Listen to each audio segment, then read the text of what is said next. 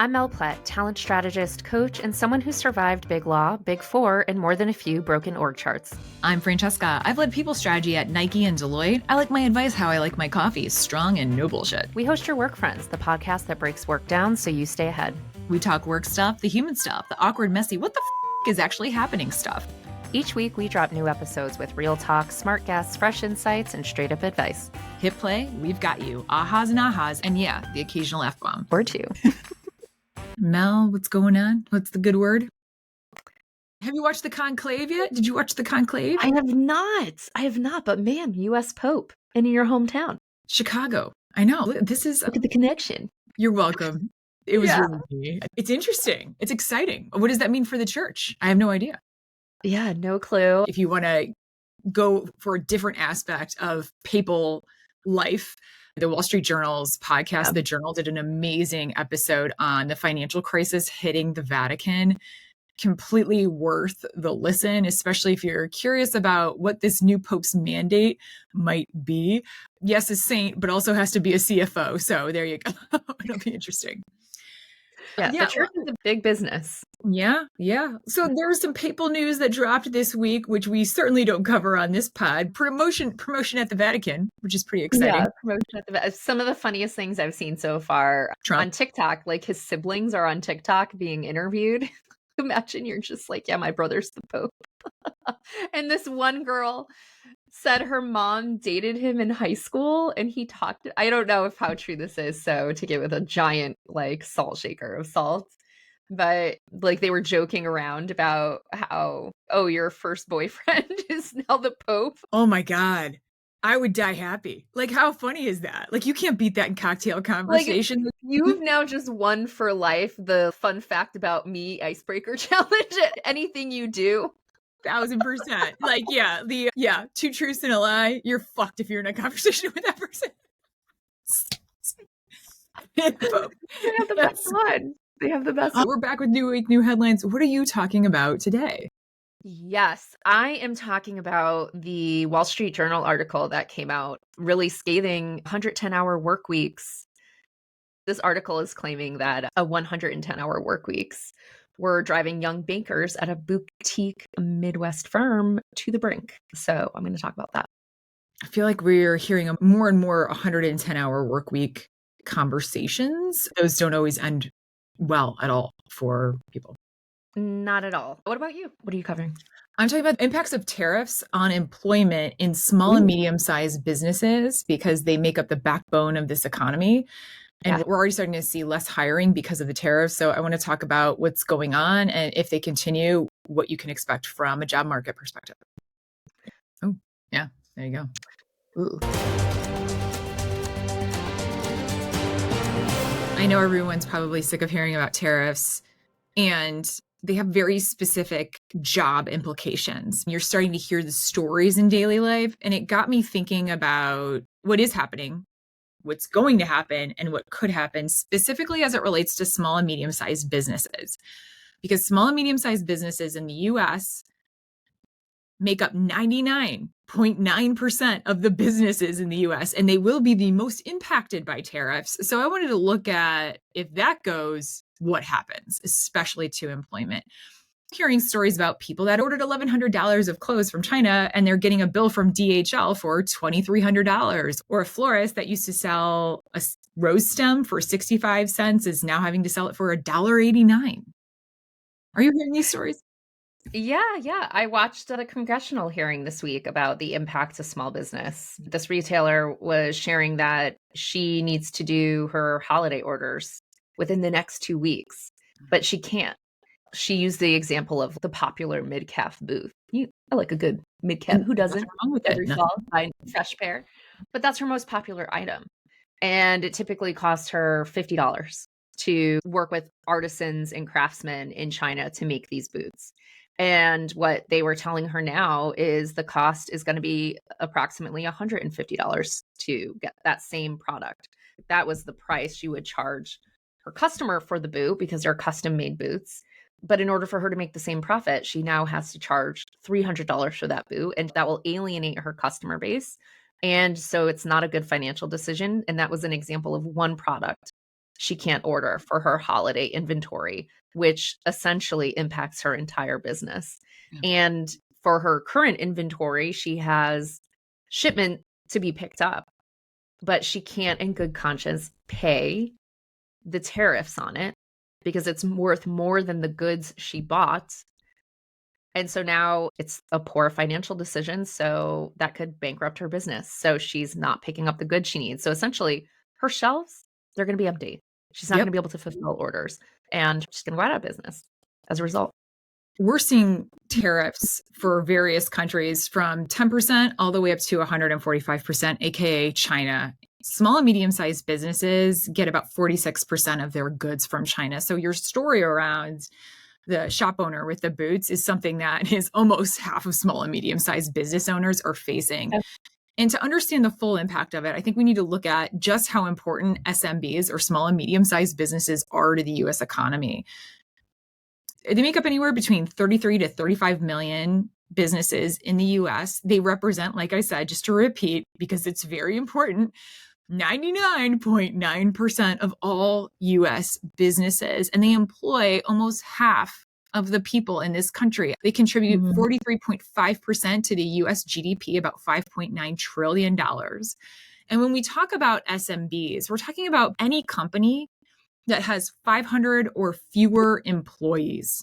They typically are making somewhere between $1 million and $40 million a year. So that could be your local bookstore that employs 10 people and makes, $2 million a year. It could be your small manufacturing firm that employs 499 or makes $12 million a year.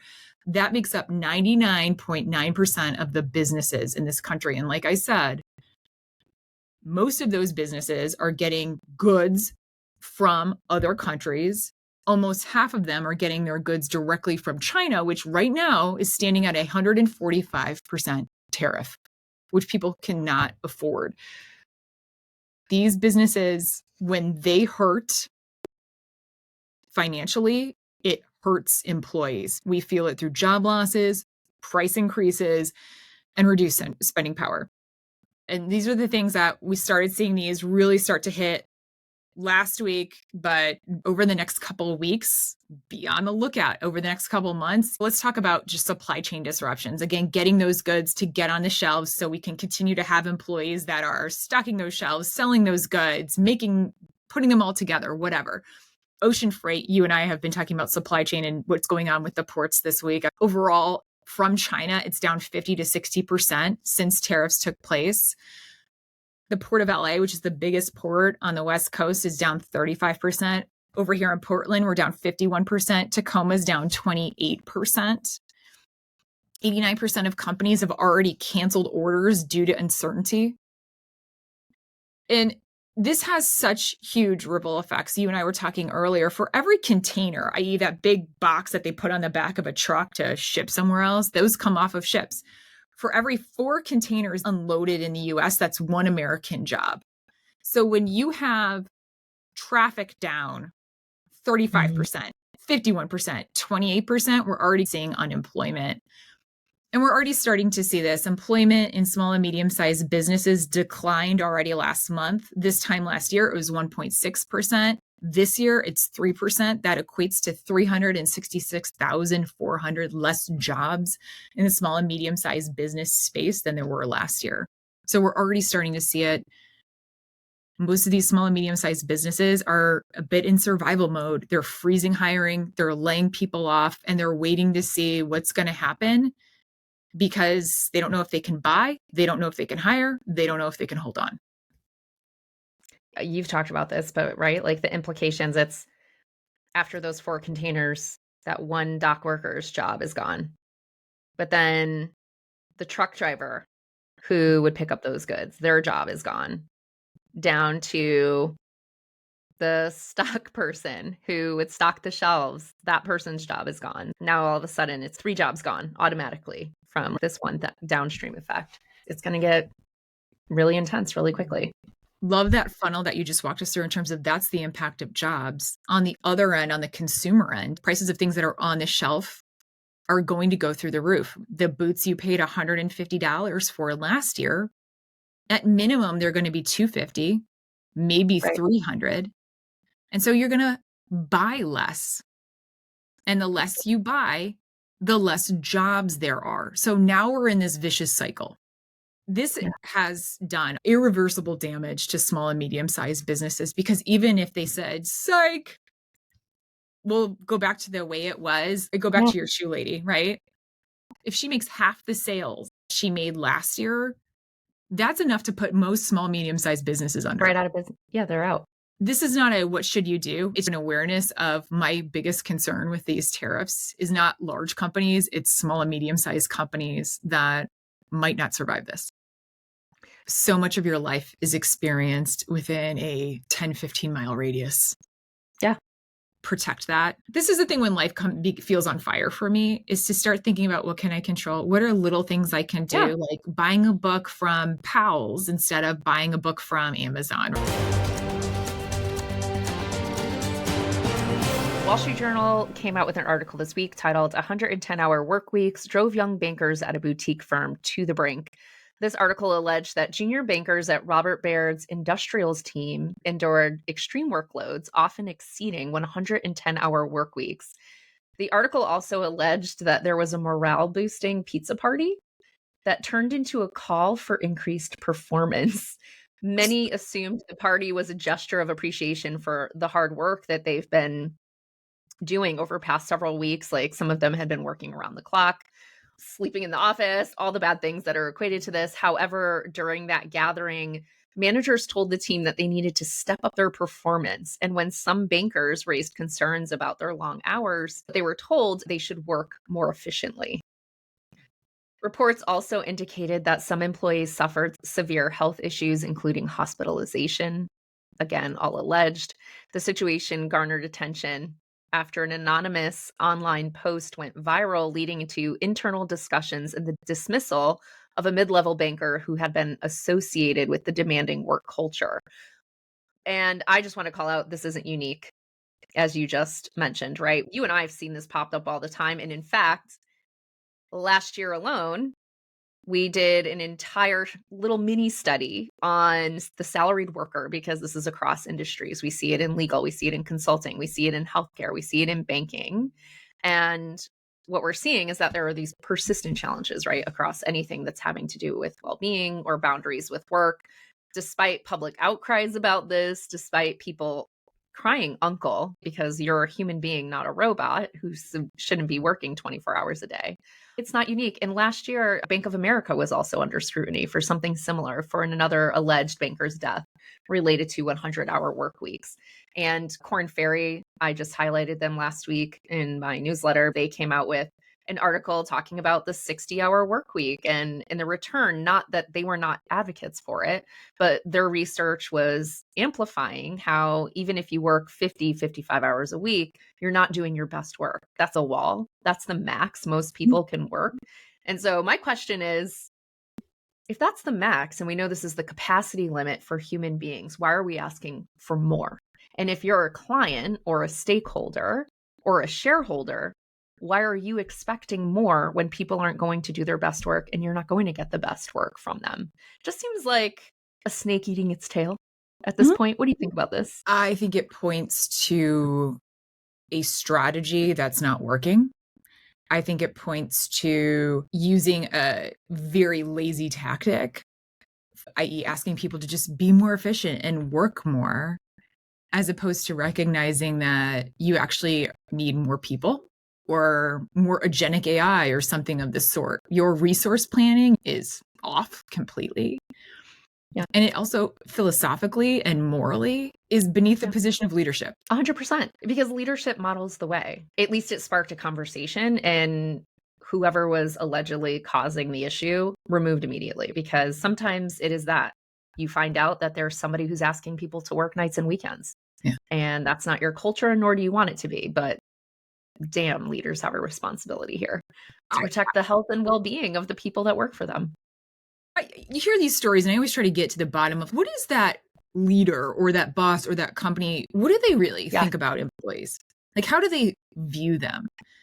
And whenever I hear stories like this, I'll just be very honest. I feel like there are leaders in place that think Employees are there to work like a dog, and they don't trust that Yeah. they're working enough. So it's almost like, I'm going to get the most out of you. I don't care if you're a human or not. I'm going to push you to your limit. And they don't care. I literally think they don't care. I've always wondered, like, when does that happen for someone, that they start to not recognize the humanity in the people that work with them or for them? I just don't get it. But and the research shows that the output is going to be shit. Those people aren't reading the fucking data. Either they were asked to do that, or when shit hits the fan, their emotional reaction is to get in control. Yeah. And they're not going to be like, wait, maybe my strat's off, or maybe I need to think about this differently, or maybe I haven't led my teams do the highest value work or whatever. It's never a reflection on them. You see this organizationally, you see this in leaders too. I'm going to get myself into a position of control, and they go to the most basic position, which is butts in seats. I need to see you time. Yeah. Yeah, it's so weird. It's basic. It's basic as hell. I'm so bored with this story. Yeah, it's so ridiculous. And we shouldn't be hearing any stories like this. And just yesterday, there was another banker who sadly passed away. They're coming out to say that he had a drug overdose, but you can't directly correlate. There are these claims, you can't directly correlate anything. But in these industries where you see high addiction rates, it's because they're not handling the stress well. Yeah. And you see it often in a number of different industries. Anyway. Friend to friend, here's our advice. If you're an employee today, here's what you can do. Assess your work hours. Identify your own patterns of overwork. Here's what you could do next week. Start to initiate conversations with supervisors about your workload, seeking clarity on what's really expected, and start to build your own boundaries, because your workplace isn't going to do that for you. And you need to decide what you're willing to trade off. If you find that you're having this conversation and it's met with pushback, or you need to work more efficiently, you might need to have some larger considerations to think about, like whether you still want to work for that company. And then just going forward, if you're in a leadership position or in a seat of influence, if you're on the C-suite or an executive, you really need to start advocating for org policies that promote greater balance here and care and protection for your people. Greater guidelines around the expectations of what constitutes the infamous work emergency. I think that's a really sage advice. If you're in that situation, these are all ways that you can put yourself in the control seat. Don't rely on anyone else to do it.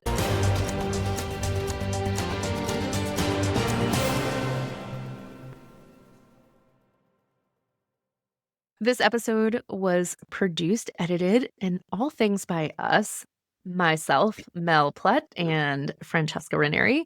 Our music is by Pink Zebra.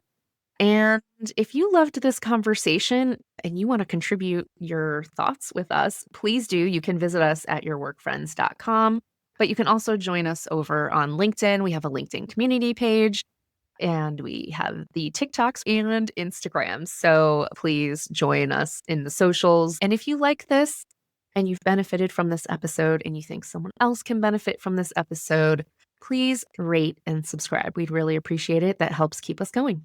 Take care, friends. Right. Bye, friends. Bye, friend.